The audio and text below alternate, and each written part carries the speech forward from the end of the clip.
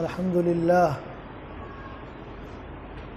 لله رب العالمين والصلاة والسلام على سيد الأنبياء والمرسلين أما بعد أعوذ بالله من الشيطان الرجيم بسم الله الرحمن الرحيم إنا نحن نزلنا الذكر وإنا له لحافظون صدق اللہ العظیم۔ حضرات محترم، یہ دنیا دار الاسباب ہے۔ اللہ تبارک و تعالی نے اسباب اور ذرائع اختیار کرنے کے تعلق سے بہت سی ہدایات دی ہیں۔ اللہ تبارک و تعالی نے انسانی نسل کی بقا اور اس کا تحفظ، اس کے لیے بھی اسباب ہے۔ نکاح کرتا ہے آدمی، شادی بیاہ کرتا ہے، پھر اللہ تبارک و تعالی نسلیں آگے بڑھاتا ہے۔ ایسے ہی کھیتی باڑی ہے، اس کے لیے بھی ذرائع اپناتا ہے، کاروبار کے لیے بھی ذرائع اپناتا ہے۔ تو یہ سب چیزیں کیا ہیں؟ ظاہری طور پر اسباب کے درجے میں ہیں، لیکن اللہ تبارک و تعالی بغیر اسباب کے بھی جو چاہے دے سکتا ہے، بغیر اسباب کے جس کی بقا چاہے اس کو باقی رکھ سکتا ہے۔ تو اللہ تبارک و تعالی نے نبی آخر الزماں جناب محمد الرسول اللہ صلی اللہ علیہ وسلم پر قرآن کا نزول فرمایا۔ قرآن کا جو نزول ہے 23 سال کی مدت، تھوڑا تھوڑا کر کے۔ تو اللہ تبارک و تعالی نے قرآن کی حفاظت کی ذمہ داری خود لی۔ اس سے پہلے کی جو آسمانی کتابیں تھیں یا جو صحیفے تھے، اللہ تبارک و تعالیٰ نے اس کی ذمہ داری نہیں لی، اور پھر وہ کتابیں اور وہ صحیفے کسی خاص قبیلے، کسی خاص خاندان، کسی خاص علاقے، کسی خاص خطے کے لیے ہوا کرتے تھے۔ یہی وجہ ہے کہ تھوڑے ہی دنوں میں وہ کتابیں ناپید تو مکمل نہیں ہوئی، لیکن اس میں رطب و یابس اور خلط ملط کر دیا لوگوں نے، اور جو اپنے آپ کو مذہبی پیشوا گرو کہا کرتے تھے، ان لوگوں نے اپنی منچاہی باتیں ان کتابوں میں ڈال دیں۔ چنانچہ روئے زمین پر نسل انسانی کے درمیان اس وقت قرآن کے علاوہ جو بھی گزشتہ امتوں پر کتابیں نازل ہوئیں، اس میں سے کوئی بھی کتاب اپنی اصل زبان میں نہیں ہے۔ مضمون، احکامات، ہدایات، اوامر اور نواہی تو آپ جانے دیجئے ان کی اپنی زبان محفوظ نہیں ہے، لیکن قرآن چونکہ یہ رہتی دنیا تک کے لیے اور اقوام عالم، مشرق سے مغرب تک، شمال سے جنوب تک، پوری دنیا یعنی نسل انسانی کی ہدایت کا سرچشمہ ہے، اس لیے اللہ تبارک و تعالیٰ نے اس کی ذمہ داری لی۔ یہی وجہ ہے کہ اتنے 100 سال گزر گئے، آپ کہیں بھی قرآن کو چیک کیجئے، دیکھیے سپر کمپیوٹر اور ڈپر کمپیوٹر لوگ ڈالتے ہیں، چیک کرتے ہیں، کہیں بھی آپ کو زیر زبر کا فرق نہیں آئے گا، نقطے کا فرق نہیں آئے گا۔ تو اللہ نے جو فرمایا انا نحن نزلنا الذکر وانا لہ لحافظون، کہ ہم نے قرآن اتارا، ہم ہی اس کی حفاظت کرنے والے ہیں۔ چنانچہ اگر آپ دیکھیں گے ان علاقوں میں کہ جہاں مدتوں الحاد تھا، کفر تھا، بے دینی تھی، جہاں قرآن رکھنا جرم تھا، جہاں اللہ کا نام لینا جرم تھا، جہاں محمد الرسول اللہ صلی اللہ علیہ وسلم کی زندگی بتانا جرم تھا، 30 سال، 50 سال، 70 سال تک لوگ نام نہیں لے سکتے تھے، قرآن نہیں رہ سکتے تھے، خفیہ ایجنسی اگر کسی کے بارے میں بتا دیتی تو پورا گھر کھود ڈالا جاتا۔ لیکن اللہ تبارک و تعالیٰ نے ان خطوں میں بھی قرآن کی حفاظت کی۔ ظاہری اسباب کیا ہے؟ ظاہری اسباب کے طور پر اللہ تبارک و تعالیٰ نے ایسے علاقوں میں بھی ذرائع پیدا کر دیا، وسائل پیدا کر دیا جو ہم سوچ نہیں سکتے ہیں۔ بغیر دیکھے قرآن، چونکہ حفاظ کرام ہیں،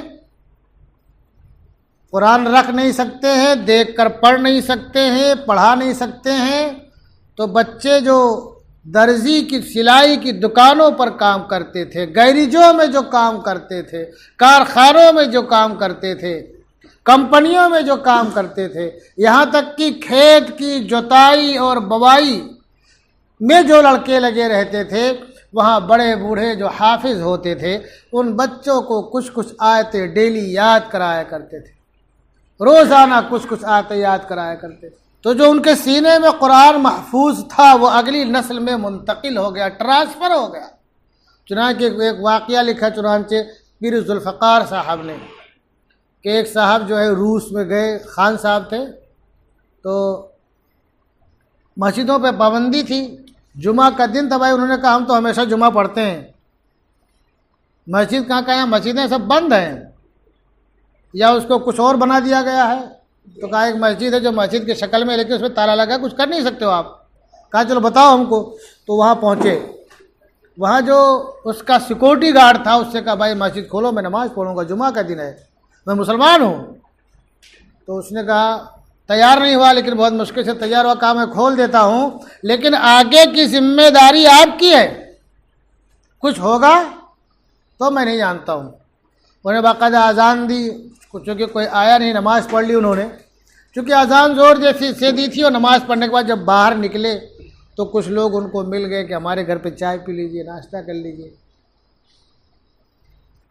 تو ایک صاحب اپنے گھر پہ لے کر کے گئے، بہت ہی خفیہ طریقے سے بیٹھایا، تو بتایا کہ یہ بچہ حافظ ہے۔ تو انہوں نے اس کو قرآن دیا، چھوٹا سا قرآن رکھے تھے، جیبی قرآن۔ ابھی تو لوگوں کے موبائلوں میں قرآن ہے، پہلے بہت سے لوگ جو بہت نیک و صالح ہوا کرتے تھے چھوٹا قرآن جیب میں رکھا کرتے تھے، ہمیشہ باوضو رہا کرتے تھے، بھی دھیان رکھو۔ تو وہ بچہ پڑھ نہ پایا، جہاں سے بھی کھول کے دیا پڑھ نہ پایا، تو کہا آپ بولتے ہو حافظ ہے، ہمارے یہاں تو حافظ لوگ پڑھتے ہی تھے۔ تو انہوں نے کہا کہ یہ دیکھ کے نہیں پڑھ پائے گا، اس نے قرآن دیکھا ہی نہیں، ابھی آپ کے ہاتھ میں قرآن دیکھ رہا ہے، یہ تو اس نے سن کے یاد کیا، پوچھئے اس سے پورے قرآن میں کہیں سے بھی پڑھ کر کے اس کے آگے پڑھ کے بتائے گئے۔ تو جب انہوں نے کچھ جگہوں سے پوچھا تو لڑکے نے فر پڑھنا شروع کر دیا، فر پڑھنا شروع کر دیا۔ تو یہ کیا ہے؟ اللہ تبارک و تعالیٰ نے قرآن کی حفاظت کی ذمہ داری لی۔ یہ روس کا واقعہ، اس سے بہت سی جو علاقے، جو اس کی ریاستیں جو آزاد ہوئیں، تو وہاں اسی طریقے سے پھر سے پڑھنے پڑھانے کا سلسلہ شروع ہو گیا۔ جن لوگوں نے سینہ بسینہ سنا تھا، یاد کر لیا تھا، پھر اپنی نسلوں کو باقاعدہ پڑھانے لگے، اور بہت سی جگہوں پر نماز، جمعہ، جماعت سب ہونے لگی۔ ایسے ایک ملک ہے البانیہ، البانیہ میں جو ہے 1945 اس کے آس پاس غالباً مسولینی نے قبضہ کر رکھا تھا، تو اس وقت وہاں انور ہوجا کر کے شخص تھا، اس نے اغوائی کر کے اور اس کو آزاد کرا لیا۔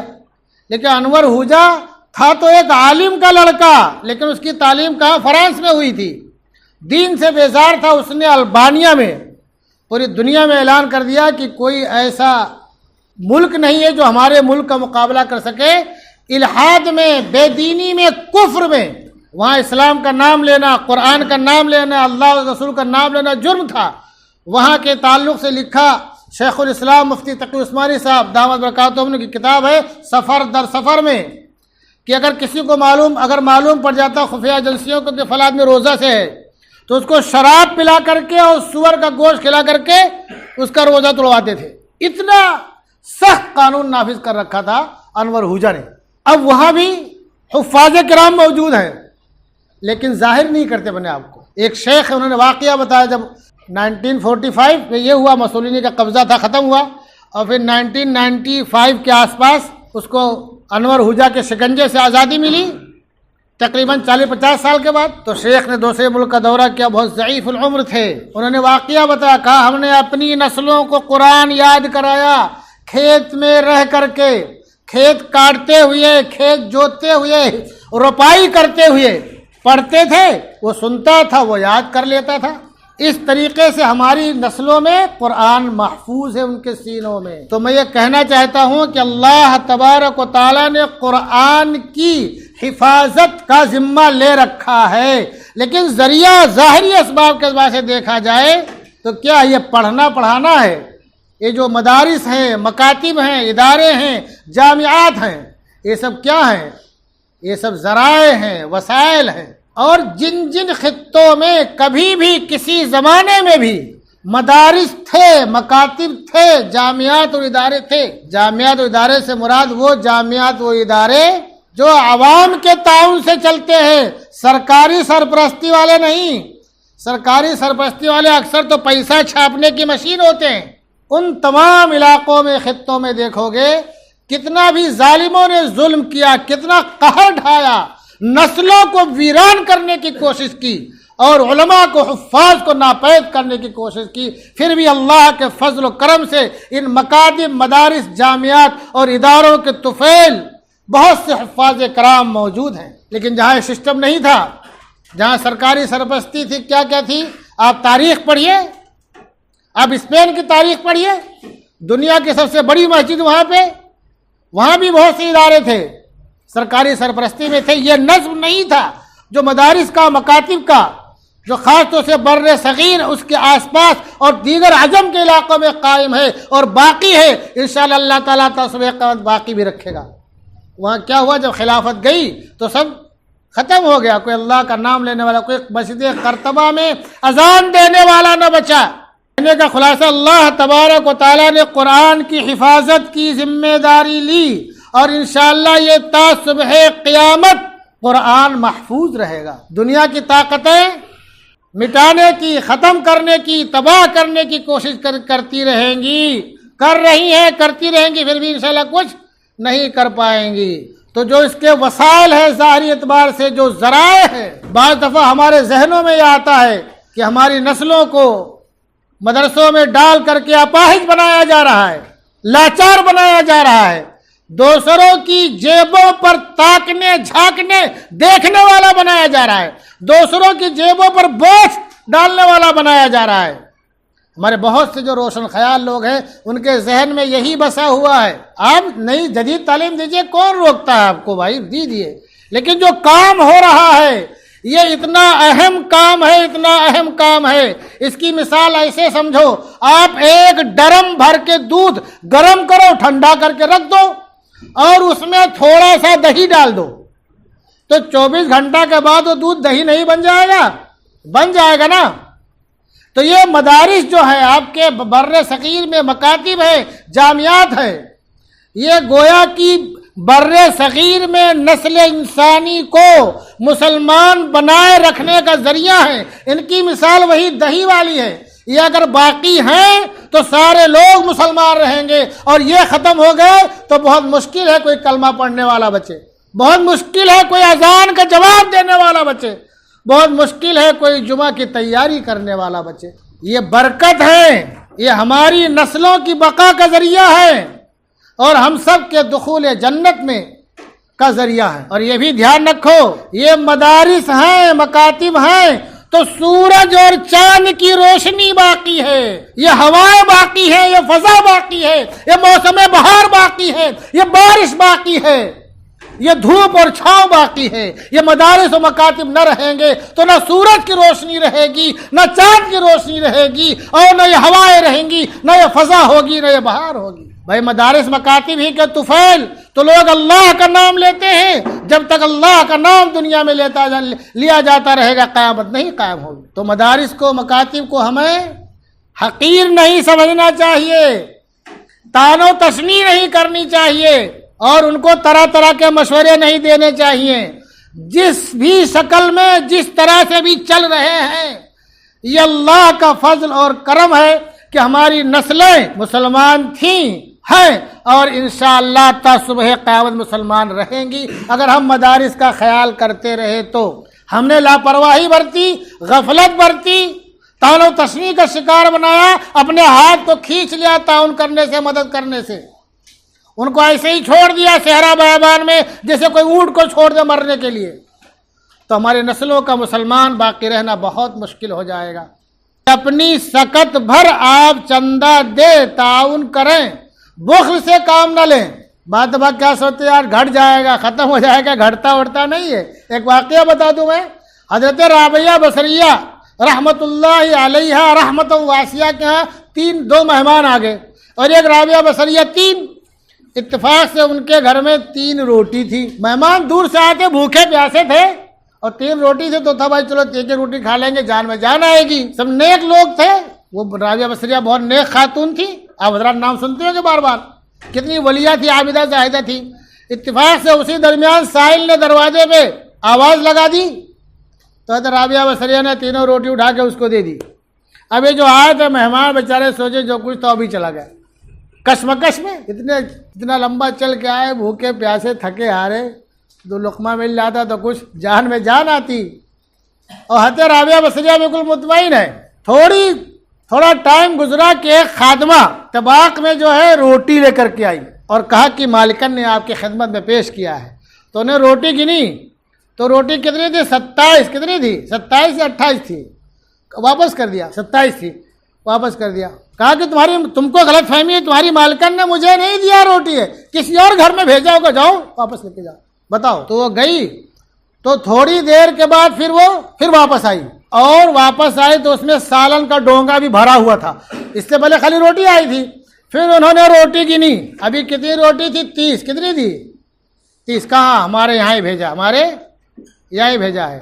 تو جب وہ خادمہ چلی گئی تو ان مہمانوں نے پوچھا کہ آپ نے پہلے واپس کر دیا، ابھی لے لیا، کیا وجہ ہے؟ تو کہا واپس اس لیے کر دیا کہ اللہ 1 کا 10 دیتا ہے، ہم نے 3 روٹی صدقہ کیا تھا اور پہلے 27 ہی روٹی آئی، اللہ تو 1 کا 10 دیتا ہے نا اللہ کا، تو اس کو ہم نے واپس کر دیا، اور ابھی 30 روٹی پوری ہے اور سالن کا ڈونگا بھی اوپر سے آ گیا ہے۔ تو اللہ تعالیٰ گھٹاتا نہیں ہے، دھیان رکھو، اللہ بڑھاتا ہے۔ یہ اور بات ہے، بعض دفعہ ہماری یہ آنکھیں، ظاہری آنکھیں کیسے بڑھ رہا ہے، کیسے برکت ہو رہی ہے، اس کو محسوس نہ کر سکیں، ایک الگ چیز ہے۔ اللہ کے رسول نے فرمایا کہ صدقۃ السر تطفئ غضب الرب، کہ صدقہ جو ہے خاموشی سے جو صدقہ کیا جاتا ہے اللہ کے غضب کو ٹھنڈا کرتا ہے۔ اور ایک جگہ آپ نے فرمایا کہ تطفئ میتۃ السوء، بری موت سے بچاتا ہے، اور صدقہ خیرات سے اللہ مصیبتوں کو ٹالتا ہے۔ تو بعض دفعہ ہم کو پتہ نہیں کوئی مصیبت آنے والی وہ ٹل جائے، بعض دفعہ ہم کو پتہ نہیں کہ بری موت آنے والی اللہ تعالیٰ ٹال دے، اس کو کوئی بڑی بیماری آنے والی اللہ تعالیٰ ٹال دے، ہم کو پتہ بھی نہ لگے۔ تو اس لیے یہ مت سمجھو کہ ہم خرچ کریں گے تو گھٹ جائے گا۔ ہمارے بہت سے لوگوں کو بڑا اعتراض ہے، اس لیے بول دیا میں نے بات۔ اللہ کے رسول نے ارشاد فرمایا کس سے؟ حضرت بلال سے، انفق یا بلال ولا تخش من ذی العرش اقلالا، اے بلال خرچ کرو، خوب خرچ کرو، اور آسمان والے سے تنگی کا اندیشہ مت کرو۔ حضرت بلال رضی اللہ تعالیٰ اس کے بعد بہت خرچ کرتے تھے، کوئی بتا سکتا ہے فاقہ ان کو ہوا بعد میں؟ تنگ دست ہو گئے ہوں، بہت مالدار نہیں تھے لیکن اچھے سے گزارا ہو رہا تھا، عزت و آبرو سے گزارا ہو رہا تھا۔ دنیا میں آدمی کو کیا چاہیے؟ عزت و آبرو خیر و عافیت کے ساتھ گزارا ہو جائے، اللہ اس کے رسول کے احکام پر عمل کرتے ہوئے، بعد میں 2.5 بائی 6 ہمارے اعمال کے حساب سے یا تو جنت کا باغ بنے گا یا تو دوسرا ہو جائے گا، ہے کہ نہیں ہے؟ تو خرچ کرنے سے گھبرانا نہیں چاہیے، اللہ تعالیٰ نوازتا ہے اور انشاءاللہ نوازتا رہے گا۔ جیسے کہ آپ حضرات کھل کر کے تعاون فرمائیں۔ اور دوسرا اعلان میں کر دوں، ہمارے بہت سے لوگ کیا سمجھتے ہیں کہ تعاون وہاں کرنا چاہیے جہاں بچے پڑھتے ہوں، کھاتے ہوں، رہتے ہوں، وہی تعاون کرتے ہیں۔ حالانکہ یہ نہیں سمجھتے ہیں کہ جن مدرسوں میں، اداروں میں بچے جو ہاسٹل میں رہتے وہ آتے کہاں سے ہیں؟